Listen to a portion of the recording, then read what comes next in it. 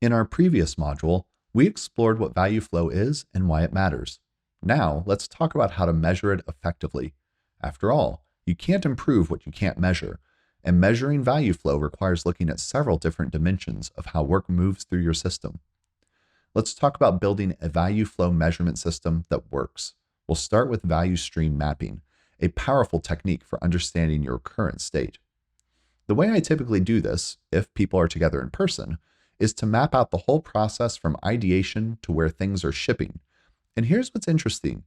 Teams are almost always shocked at how many points there are in their value stream. At first, they'll say, well, we've got product and design and engineering. That's pretty straightforward. But then they start realizing, wait a second, we also have marketing and copy editing. We work with an ad agency for social media. We need legal counsel for certain decisions. We have procurement processes. We need to sign contracts. When you start breaking it down, not just for a single feature, but for the overall product, you discover many contributors to the flow of value. Once you've mapped this out, you need to identify the key measurement points and look for value leaks and stalls. Let's say you need legal advice on something. What's the cycle time from when you requested it to when you get it back? What else has to wait while that's happening? Maybe your company has decided that features can't ship until marketing is ready for a full launch push. But what if marketing doesn't have enough capacity? That creates a stall in your value flow. After mapping your value stream, you need to implement flow metrics effectively. These metrics help you understand and optimize how value flows through your system. Let's examine each one in detail. Flow time measures how long it takes for an idea to create actual customer impact. Think about a restaurant deciding to add a new dish to their menu. Flow time isn't just how long it takes to cook the dish. It starts when they first have the idea. They need to develop the recipe, source ingredients, train the kitchen staff, update their menus, and most importantly, get customers to try and enjoy it. The flow time isn't complete until customers experience that new dish. In software, the same concept applies to everything we build. Let's say your team is planning to add a new search feature. Flow time starts the moment you first discuss the idea. It includes all the research to understand user needs, the design work to make it intuitive, the development effort to build it, testing to ensure it works well, and most importantly, the time until customers use it to find what they need. Why do we start counting from the first discussion? Because time spent in meetings, writing documents, and debating approaches is part of the time when value isn't reaching customers. I've seen teams spend months in planning meetings, writing requirements documents, and having endless discussions about the perfect solution, all while their customers continue struggling with the problem they're trying to solve. That's all flow time, and it all counts against your ability to deliver value quickly. Some of the worst offenders in poor value flow aren't teams that build the wrong things. They're teams that get stuck in endless planning cycles and never build anything at all. This is why measuring flow time is so critical. It creates visibility into your entire value delivery process. From the very beginning of a project, you need to track not just the obvious development milestones, but the whole journey to customer value. Flow velocity helps us understand our rate of value delivery. This is where many teams get tripped up. They measure velocity in terms of story points completed or features shipped, but that's like measuring a restaurant's success by how many dishes they cook, rather than how many happy, satisfied customers they serve. Let me give you an example. I worked with a team that was proud of their high velocity. They were shipping new features every 2 weeks like clockwork. However, when we dug into their metrics, we discovered something concerning. Less than 20% of those features were regularly used by customers. They were efficient at shipping code, but not at delivering value. This is where those Hoskers and Hart frameworks we discussed in our last module become crucial. For a search feature, we'd want to measure meaningful customer outcomes. Are users reporting higher satisfaction with their ability to find information? That's our happiness metric. Are they using search more frequently across sessions? That's engagement. How many of our users are incorporating search into their daily workflow? That's adoption. Are they sticking with search over time rather than abandoning it? That's retention. And finally, are they completing their search tasks with fewer refinements and faster time to desired content? That's task success. But here's the key. You can't decide to measure these things after the fact. You must build the capability to measure value delivery from the beginning. This means instrumenting your search feature to track not just basic metrics, like the number of searches, but meaningful data like search refinements, indicating result quality, time to click on a result, showing relevance, and successful task completion rates, proving value delivery. Think of it like a garden hose. You can turn the water on full blast, but if most of that water is spraying into the air or soaking into the bare dirt instead of reaching your plants, you're not being effective. Flow velocity isn't about how much water you're pumping, but how much is helping your garden grow. Flow efficiency is one of the most eye-opening metrics for teams to measure because it reveals something surprising. In many organizations, work items spend most of their time waiting rather than being actively worked on. Think about it like a journey across town. The time you spend actually moving is often much less than the time you spend waiting at traffic lights, stuck in congestion, or looking for parking. Let me share a real example from a mobile app development team that transformed their process by understanding flow efficiency.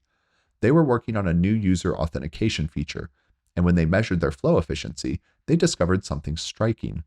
Of the 14 days, or 112 working hours, it took to deliver the feature, only 38 hours involved actual work. The rest, 74 hours, was pure waiting time.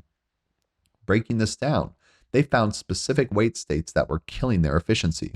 16 hours waiting for product owner approval, 24 hours in code review queues, 20 hours waiting for QA testing, and 14 hours waiting for a deployment window.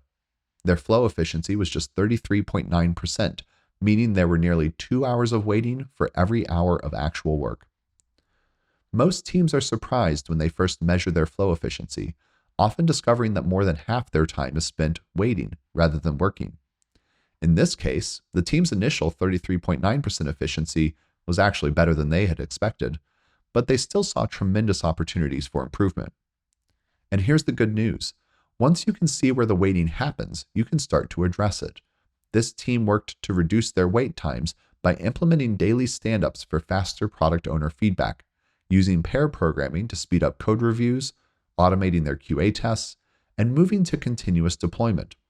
Within just a few weeks, they'd improved their flow efficiency from 33.9% to 52.8%, which meant they could deliver the same feature in 9 days instead of 14, not by working faster, but by waiting less.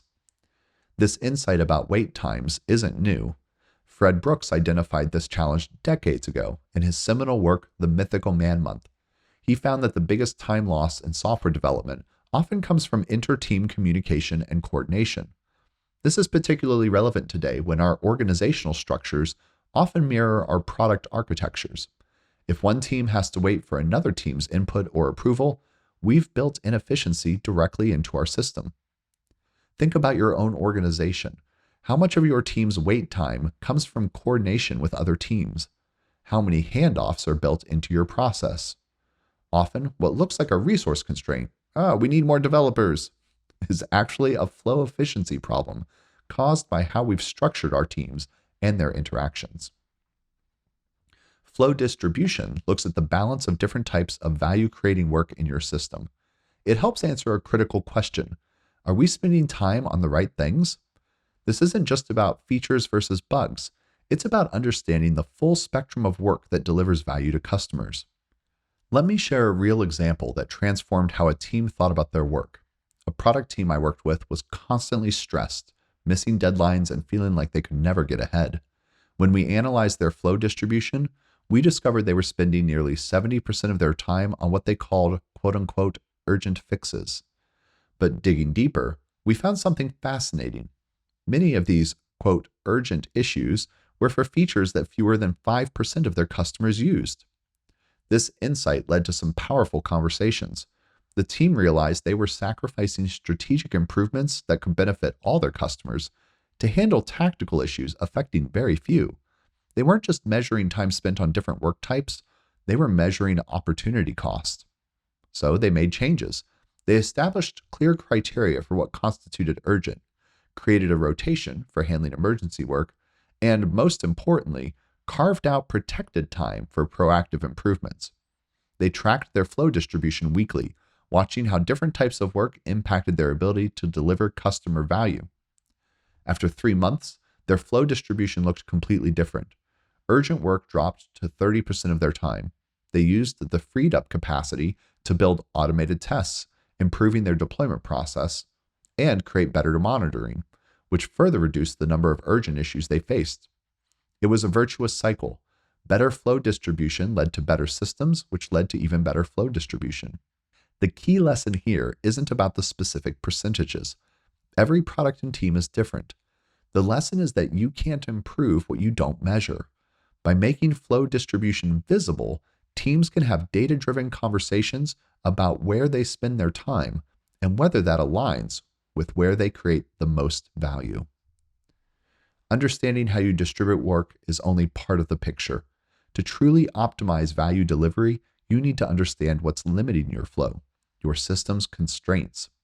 System constraints are bottlenecks that limit how quickly value can flow from idea to customer impact. Let me share a story about how one team transformed their understanding of constraints. A software company struggled with slow delivery times, and their initial response was what you might expect. They tried to make everything faster. They optimized their code reviews, improved their deployment pipeline, and even added more developers. But their delivery times barely improved. Then they stepped back and started measuring their entire value stream. First, they measured flow time, how long it took work to move through each stage of their process. Second, they tracked flow load, how much work was in progress at each stage. And third, they measured flow efficiency, the ratio of active work time to waiting time. What they discovered surprised them. While their development team could complete a feature in about a week, that same feature typically spent 3 weeks waiting for various approvals and handoffs. Their real constraint wasn't development speed, but their decision-making and coordination processes. Once they identified these constraints, they could measure the impact of their improvements more effectively. When they implemented daily stand-up meetings with product owners, they could see approval wait times drop from days to hours. When they moved to a more continuous deployment model, they could measure how it reduced coordination overhead. The key lesson here is that you can't effectively manage what you don't measure. By implementing clear measurements around your constraints, you can move from guessing about bottlenecks to knowing exactly where value is getting stuck. This allows you to focus your improvement efforts where they'll have the biggest impact on overall value delivery. Flow time, velocity, load, efficiency, distribution, and constraints give you a complete picture of how value moves through your system. In our next module, we'll explore how to put these measurements into practice and use them to drive fundamental improvements in your value delivery system.